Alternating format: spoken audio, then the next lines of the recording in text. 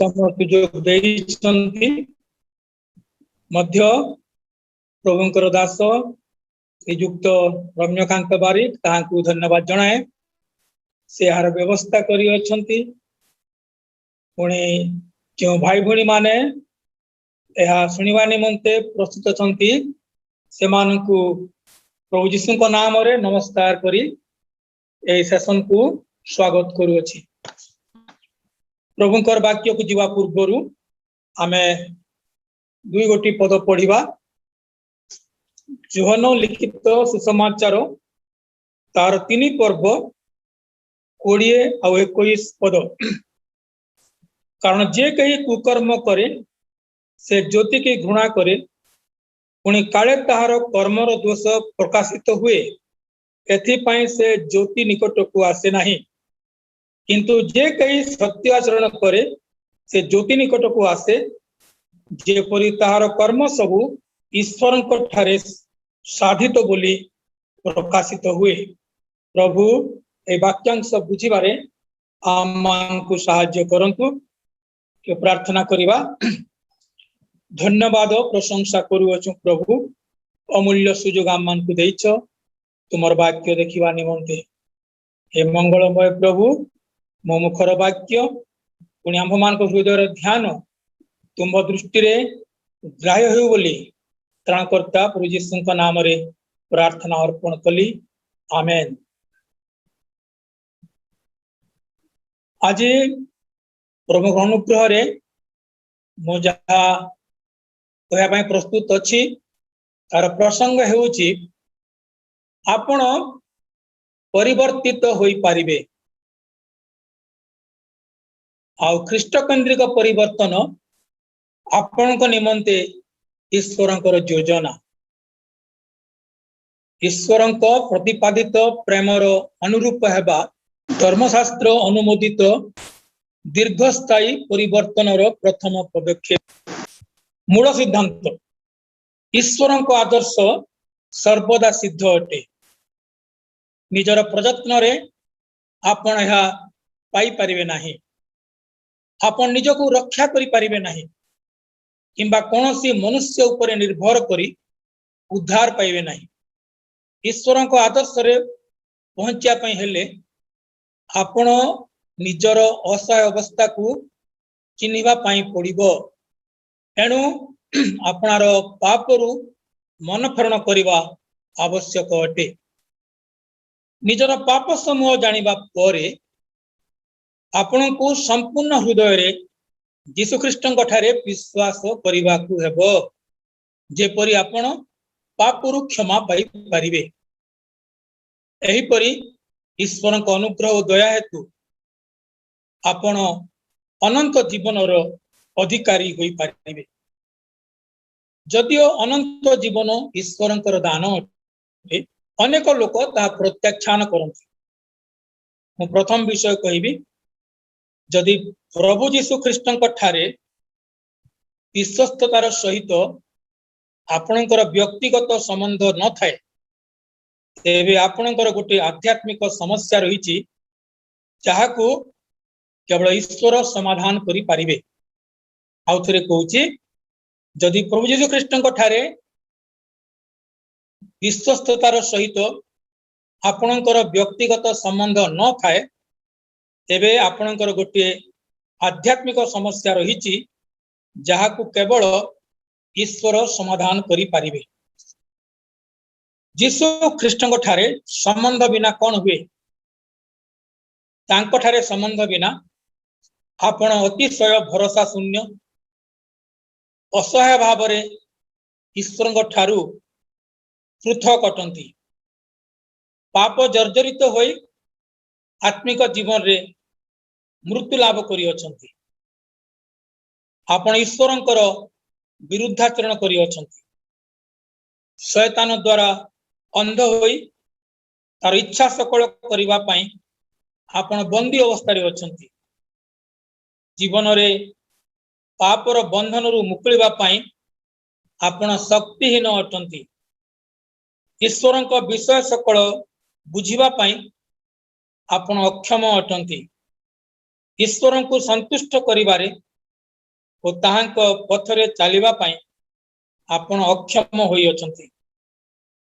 ଆତ୍ମିକ ଭାବେ ଫଳଯୁକ୍ତ ଓ ଅर्थपूर्ण जीवन यापन रे आपण अक्षम ହୋଇଅଛନ୍ତି। द्वितीय विषय आपनकर आत्मिक समस्या समाधान पाई ईश्वर का उत्तर तांक चरित्र उपरे आधारित। प्रथम विषय है ईश्वर न्यायदाता, एणु आपणकर पापपूर्ण अवस्था रे तांक क्रोध और विचार सम्मुखीन होगा पाई प्रस्तुत हुंतु। अपर पक्ष रे ईश्वर आपणार अमाप प्रेम हेतु आपण को निजकृत पाप रे विनष्ट हुंतु बोली चाहती नहीं। एणु से आपण को तांकर एकमात्र पुत्र यीशु को निकट को आकर्षण करती। तृतीय विषय आपणकर आत्मिक समस्यार उत्तर ईश्वरंकर पुत्र ख्रीष्ट यीशु ठारे सन्निहित अछि। आपणकर आत्मिक अवस्था असहाय अवस्था निमंते एकमात्र उत्तर हेउछि ईश्वर आपणार करुणा और प्रेमर बदान्यतारे निजर एकमात्र पुत्र को दान कले। ए पर्यंत आपण निजको रक्षा करी पारि नाहंती किंबा ईश्वर को अनुग्रह और दया पाइबा भली किछि कार्य करी पारि नाहंती। एणु आपणकर उद्धार पाई आपणक पापर दंड स्वरूपे यीशु ख्रीष्ट क्रूस उपरे निजर जीवन देले। यीशुकर पुनरुत्थान द्वारा ईश्वर आपणकर पाप निमंते तांक पुत्रंकर बलिदान स्वरूप मृत्यु को अनुमोदन करी ग्रहण कले। यीशु ख्रीष्ट सर्वदा जीवित अटंती, से ईश्वरंक सहित अछंती, से समस्तंकर प्रभु अटंती। यीशु ख्रीष्ट निजर मृत्यु और पुनरुत्थान द्वारा पाप को जय करी अछंती, मृत्यु को जय करी अछंती और शैतान को जय करी अछंती। यीशु को द्वारा आपण पापरु क्षमा पाई परिबे। आपण नूतन जन्मर आत्मिक अनुभव पाई परिबे। ईश्वरंकर अनुग्रह दान विश्वास द्वारा आपण अनंत जीवन दान स्वरूप पाई परिबे। ईश्वरंक संगे आपनक संबंधर वृद्धि हेबो। ईश्वरंक परिवार जने सदस्य होई परिबे। ईश्वरंक विषय सब बुझी परिबे। नूतन मनुष्य होई नवा स्वभाव रे बंचिबा पाई सक्षम हेबे। परिवर्तन पाई शक्ति युक्त हेबे। ख्रीष्टंक ठारे परिपक्व हेबे और ईश्वरंक विषय को गभीर ज्ञान रे वृद्धि लाभ करि परिबे। चतुर्थ विषय आपन आत्मिक समस्या रे ईश्वरंक समाधान को निश्चित रूपे मनोनयन करंतु। यदि आपण ईश्वरंक प्रेम को स्वीकार करबा को मनस्थ करिसंती यीशु ख्रीष्टंक ठारे तांकर प्रकाशित सत्य को ग्रहण करंतु। तेबे दृढ़ विश्वास रे ताहा करंतु। जेउ यीशु आपणकर पाप सकाशे थरे अपना शरीर उत्सर्ग करी अछंती ताहां विश्वास करंतु। निज पाप पाई अनुताप करंतु। आपणकर पाप क्षमा पाई यीशु ख्रीष्टंकर रक्त क्रूस उपरे पातित होईछि या संपूर्ण हृदय सहित विश्वास करंतु। आपण जेपरी नूतन जीवन धरी आचरण करिवे ए निमंते ईश्वर यीशु को मृत्यु उत्थित करिसंती एहा विश्वास करंतु। प्रभु यीशु ख्रीष्ट को निजर जीवन मध्य आंतरिकता सहित ग्रहण करंतु और नूतन सृष्टि स्वरूपे ईश्वर वाक्य रे विश्वस्त रहंतु। निज पाप पाई अनुताप न करी यदि ईश्वर सत्यता को उपेक्षा करिवे तेबे ईश्वर पुत्र यीशु ख्रीष्ट द्वारा प्रदत्त अनंत जीवन अनुग्रह वंचित हेबे। आपण ईश्वर विचाराधीन रहिबे आत्मिक विषय सबुरे अज्ञान रहिबे, पाप को जय करिया पई बलहीन हेबे, ईश्वर को संतुष्ट करिवारे अक्षम हेबे, अनेक समस्या कठिनता और हृदय विदारक दुख जीवन रे निश्चित भाव रे वृद्धि पाइबो, अपना पाप रे मरी जीवे, आपण चिरस्थायी भाव रे ईश्वर को उपस्थिति रु पृथक रहिबे और से अनंत कालीन ह्रदय निक्षेप हेबे। जदि आपण यीशु ख्रीष्ट रे ईश्वर परित्राण योजना को बदलाई निज जीवन रे स्थान देबे, तेबे आपण ईश्वर निकट रे दंडित हेबे, तांकर भर्सना, तांकर शासन और तांकर अभिशाप आपण जीवन रे आसीबो।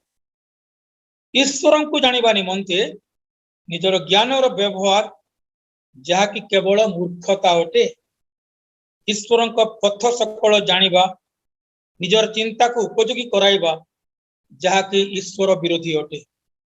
ईश्वर को आत्मा को संतुष्ट करिया पाई निजर इच्छा अनुसार काम करिबा। पंचम विषय हला परिवर्तन पाई विश्वास सहकारे बाइबल समर्थित प्रथम पदक्षेप ग्रहण करंतु। जदि पदक्षेप नहीं नाहंती वर्तमान समय सद्व्यवहार करंतु, ईश्वर को निकट रे स्वीकार करंतु जे आपण जणे पापी और निजर पाप निमंते क्षमा प्रार्थना करू अछंती। ईश्वर ठारे प्रकाश करंतु जे केवल यीशु ख्रीष्ट आपण को रक्षा करि पारिबे। आपणकर पाप क्षमा सकाशे ईश्वर को निवेदन करंतु, कारण आपण जानि छंती यीशु क्रूस उपरे आपणकर पापर दंड पाई मृत्यु भोग कले और तृतीय दिन रे पुनरुत्थित हेले, जेपरी आपण नूतन जीवन पाई पारिबे। विश्वास द्वारा प्रभु यीशु ख्रीष्ट को निजर व्यक्तिगत त्राणकर्ता स्वरूप ग्रहण करते, ईश्वर प्रेम और अनुग्रह पाई तांकर धन्यवाद प्रशंसा करन। विश्वस्त अनुतप्त हृदय रे तांको वाक्यर पालनकारी स्वरूपे तांको निकट रे निज समर्पित जीवन प्रदर्शन करते।